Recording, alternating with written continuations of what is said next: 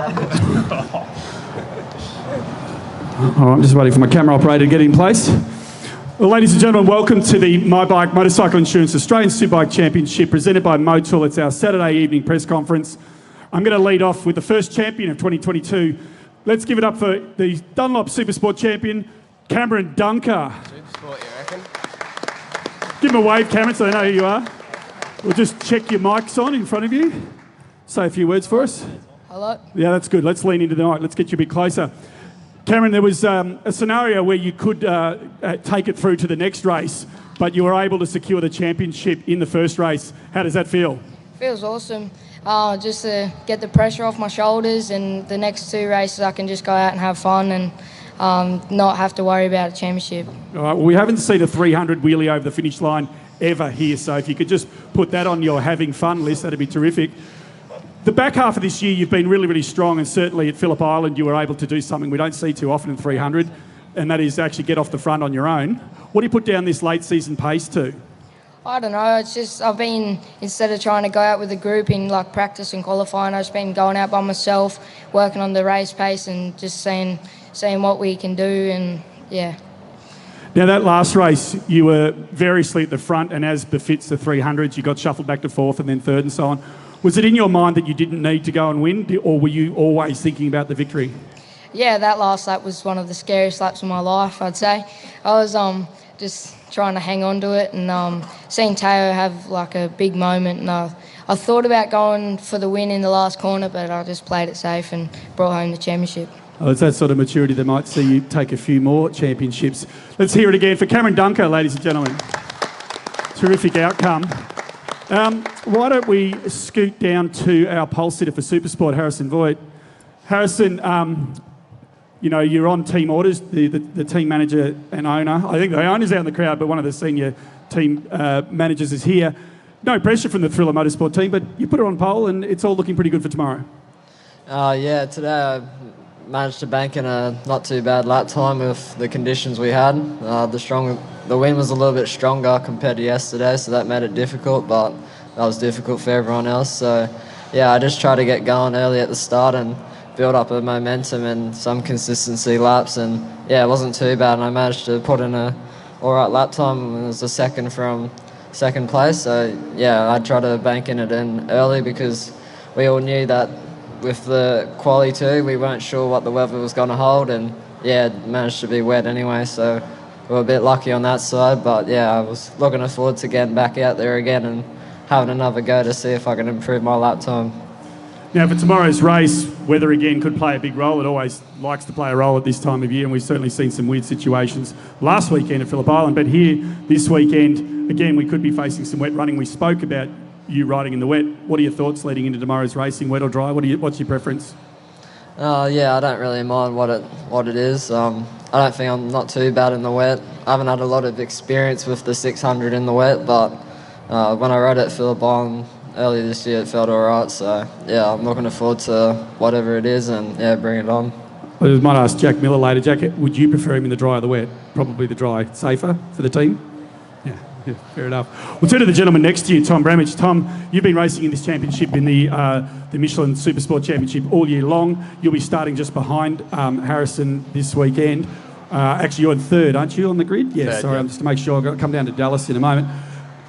You're still in with a theoretical chance in the championship. Are you feeling any pressure about that, or is it, again, just going to control what you can?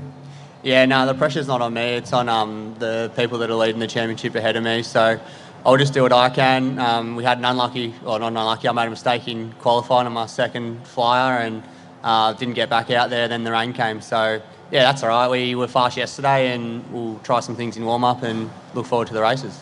Did you feel a little bit lucky when the second session didn't go ahead? I mean, in the end, I saw you crash and thought, oh, that's him gone, and then looked still third. That was quite a good one to have banked. Yeah, I suppose that was lucky, but I was really looking forward to the second one.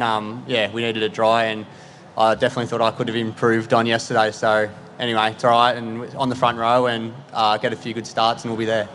All right, we'll go down to another gentleman who is today Brian Starring, but really Dallas skier. Dallas, it took you a couple of sessions to really warm into the Supersport title race this weekend. We'll know when you speak. How about you try that? you've had it took you a little while to get into it, but today we saw you get right up there and into second position. How does that feel? Yeah, it was good to get my first front row start. So we'll see how it goes tomorrow. The pace is still more pace there to be gained. Yep. And yeah, I'll just put in a quick lap on the last lap because I thought it's probably going to be wet. We were looking at the weather and it was. So I was happy to come away with second, and hopefully we can keep the progress going for tomorrow and see what it holds. What do you put it down to? Because you haven't really you've been thereabouts, but to really push forward into that second position was a bit of out of the box, as it were. Yeah, it surprised me. I'm just feeling pretty good on the bike. Like I had a bit of a break in the off season, so I sort of be able to reset a bit, and I come back feeling good and just sort of work into it. I can't go out there and just do a one-off lap, so I think I did 10 or so laps, and that definitely helped. I felt pretty good on the last lap to push, so I was feeling good for the 9-lap races, and yeah, we'll see how we go. All right, we'll come across to the man who's should be. You can probably just take Dallas's mic. Oh, it doesn't matter. Whatever makes you happy, John. The man in the box seat to the championship in Supersport is John Littress. But John, 8th tomorrow. I've written in the press release. Still comfortable. That's still a spot from which you can win the championship reasonably comfortably. Tom Bramage has said the pressure is for the people who are out the front. That's clearly you. Take us through it. Yeah, well... bit closer for me, mate. Quali didn't go fully to plan. We made a few stuff-ups in it, personally with myself. The team gave a really good bike to ride, and I felt like I could have gone a lot faster, but I made some stuff-ups with myself and cooked the tyre way too early before I could even do a lap. So that was on me, but I think we can race forward. I know I've got pace here, so I've done fairly fast last year here, so I think we can go forward. And 8th isn't really too far to really race from. It'll be right, I think. Now, your thoughts on some wet running? Would that suit or not suit? Not too sure. I'm not too bad in the rain, but haven't had heaps of experience on a 600 in the rain either. So we'll see how we go. All right, plenty to do tomorrow in the Michelin Supersport 600 category with the boys all lining up there for 2 races tomorrow. We'll come down to one of our guests, Marcel. It's all on you. It was for a little while on you yesterday. You were the only one in the Thriller Motorsport team who hadn't gone down, and we were looking to you to really put the team up the front. Jack's bounced back reasonably well, but your early form's been quite good and then just fell away a little bit when it started to get a bit faster today. Yeah, obviously yesterday it was a lot to learn. The bike, the track, everything. So it wasn't easy for sure. This morning we did a really good step forward. Also, Jack showed me around a little bit, so it helped for sure. So I was confident for the quali to make another step, but unfortunately I just really struggled to go fast and with the windy conditions. But anyway, it's what it is. Got to be quicker tomorrow, and the race is still tomorrow, and from P15 we still can go inside the top 10. You can get well involved, as we like to say over here. We'll come to the gentleman next to you, and he can choose whichever mic he wants. Jack, first of all, congratulations, because you really did pick up from where you left off last year. We talked about that early in the weekend, and it was a really outstanding result. You must be absolutely stoked. Top Ducati as well. Yeah. Yeah, it's first of all, it's good to be back. It's awesome to be here. Unfortunately, we managed to drop a member of the team pretty early on. I mean, like you say, it was inevitable. But no, Marcel, he's pretty safe. So I think crash damage wise, we should be good with him. But for a while there, Harry was carrying the flag for the team, and he still is. He's the only one who's brought us glory so far this weekend. But no, it's going good.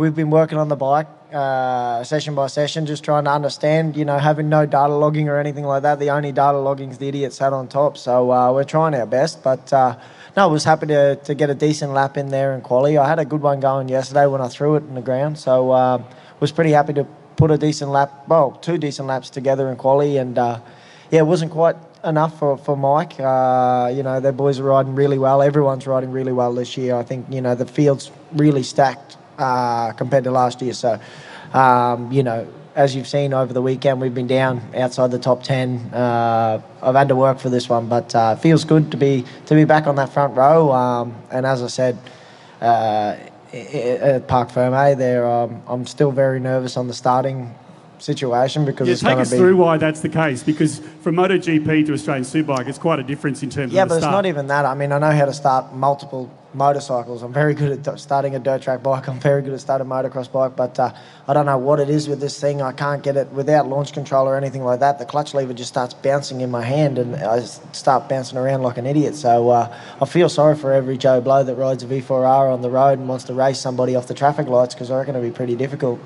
Well, maybe it's not too late to put in for a rolling start for tomorrow. So you've probably got a bit of influence there. But the man who probably won't care much about the rolling start caper, Mike Jones, congratulations on an outstanding lap. That really was one out of the box. It was late in the piece. Everybody had... Yeah, let's hear it for Mike.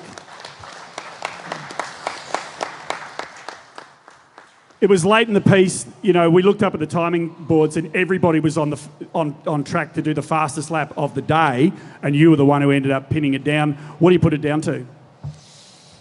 To be honest, I think it's just the bike feels really good. You know, we worked pretty hard yesterday to find a setup that I feel comfortable with, and you know, has been the case all year that when the bike feels good and I feel comfortable on it, I have a lot of confidence to push. And the conditions were a little bit tricky then, but because I had confidence in the bike, I was really able to hit my marks and yeah, really extract the most out of myself and the bike in that particular condition. So yeah, that's what I put down to mostly.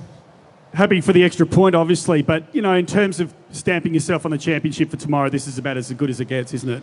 Yeah, absolutely. Like I said, coming into the weekend, obviously the goal is to go pole position and 2 race wins. That's the whole purpose of coming here and going racing. So to be able to get the first job done is really, really cool, and it puts us in a really good position to do the job tomorrow. So looking forward to those races.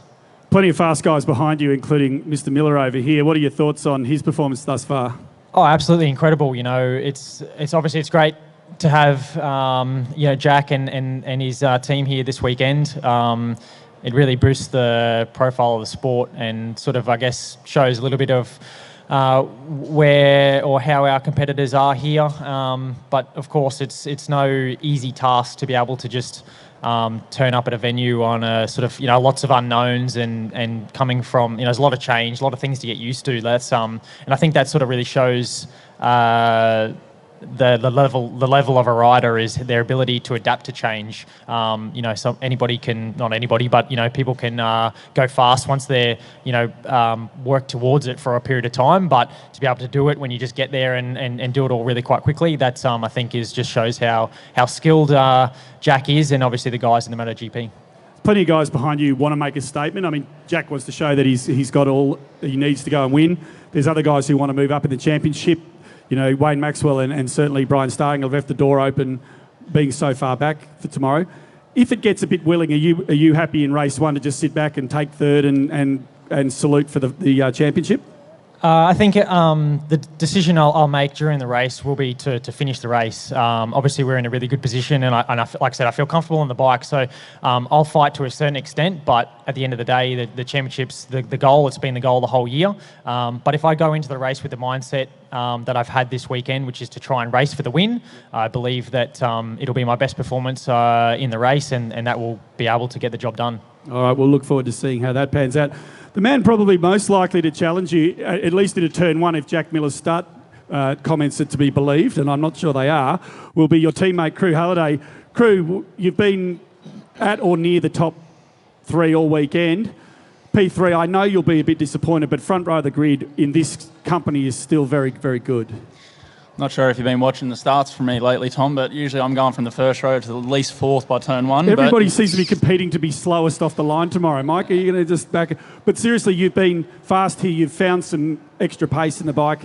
Tomorrow, you must be feeling reasonably confident of another top 3 performance. Yeah, 100%. That's you know, most people don't know. I've never qualified here on the front row at the Bend. It's always been 4th, 5th, but I've always been there in the race. So you know, to start from the front row tomorrow is a confidence booster. You know, the team's got the bike working really well.